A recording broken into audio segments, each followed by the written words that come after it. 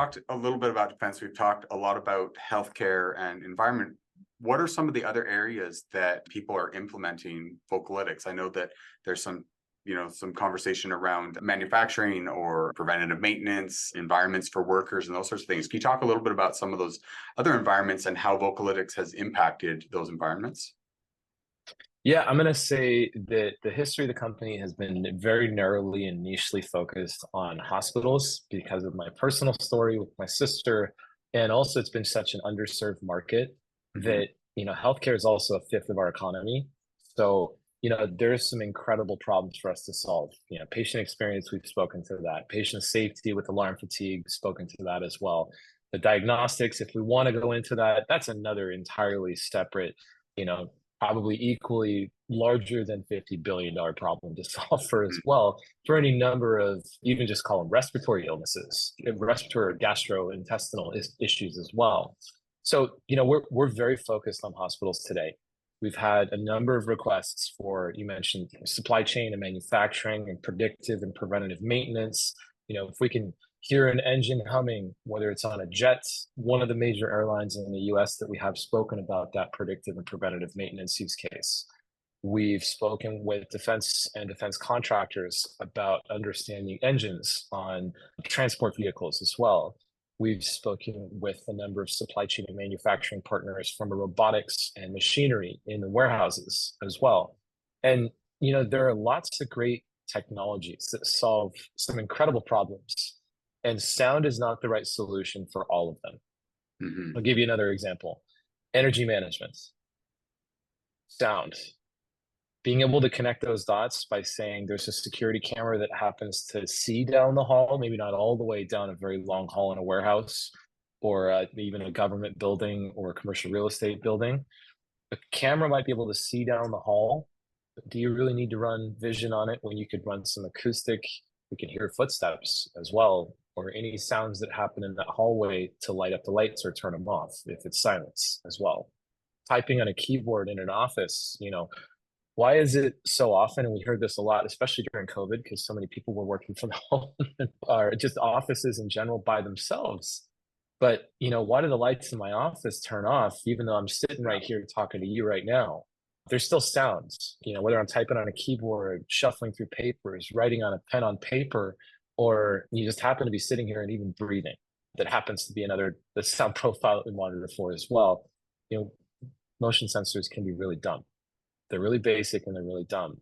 Sounds can encompass so much more, can help you understand the health, safety, security, maintenance, energy management, and so many other, I'm going to call them use buckets that I'd say today, all of those really apply within a hospital environment, which it's easier for us to support a single facility with such keen need and use cases to support across the facilities team, across the patient experience team, across the clinical teams that are all housed within the same rooftop essentially, than going to different verticals and saying we can solve for energy management in every commercial real estate building may or may not be the right solution for that environment. We know that all of these fall into a hospital.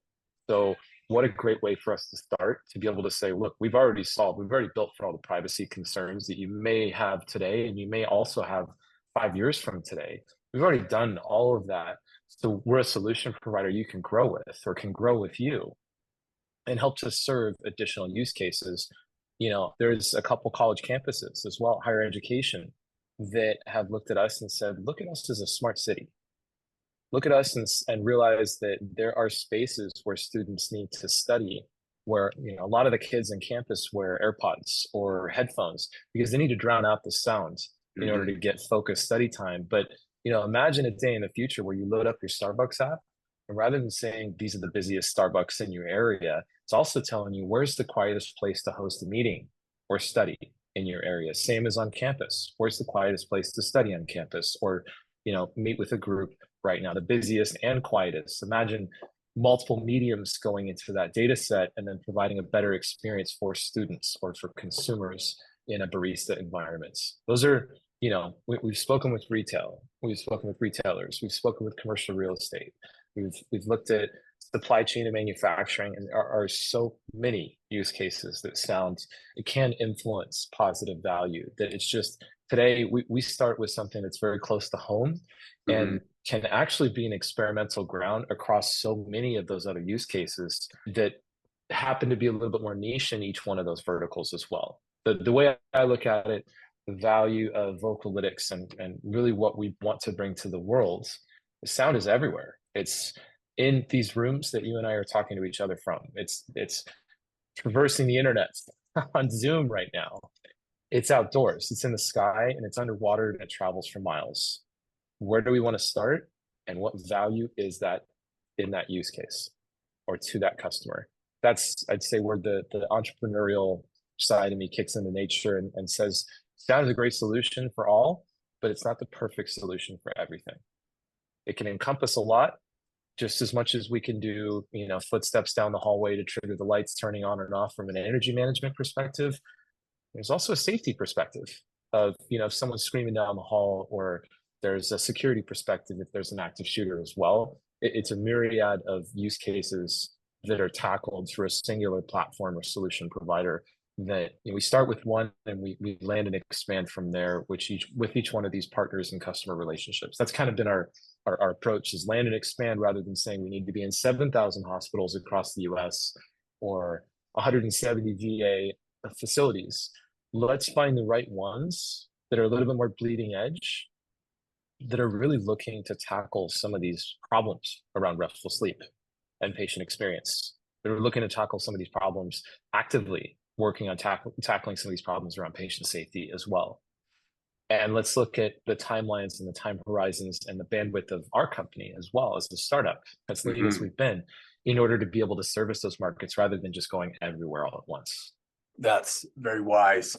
Like I appreciate the sentiment around, it isn't the solution for everything, because I think that there's a lot of technological determinism happening, especially in the startup space. There's a lot of people that are like, this can be everything for everyone. And it's refreshing to see a company take an approach of, this has some really important things that it can do, and we're going to focus that in on what it does really well right here, and let the market absorb that and let it see how it goes, rather than we are the solution for everything that you need. So that's very refreshing.